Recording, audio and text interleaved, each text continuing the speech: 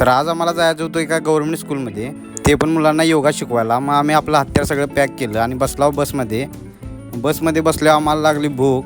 भावानं आपल्या पोटला एक बर्बनचा बिस्किट पुडा ते खायला लागला. मग ह्या दोघांच्या सारखी भांडणं असतात, मी काळा काय तू काळा.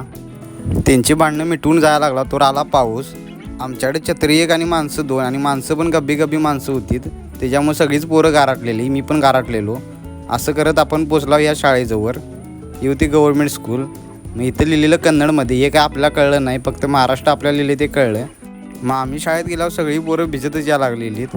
मग आल्यावर त्या पोरांना सांगितलं आपण जमकाना हातरायला.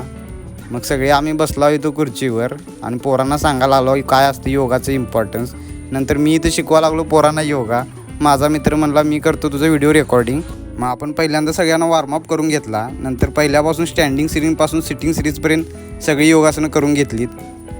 पहिल्यांदा मी योगा करून दाखवायचो, मग त्याच्या पाठोपाठ ही मुलं करायला तिथे योगा. मग आमचं मित्र होतं ते पाठीमागणं सांगतात काय चुकलं आहे आणि काय नाही. त्यांना पोरं सगळी सपोर्टिव्ह होती, त्याच्यामुळे आपल्याला एवढी काय अडचण यायला नाही.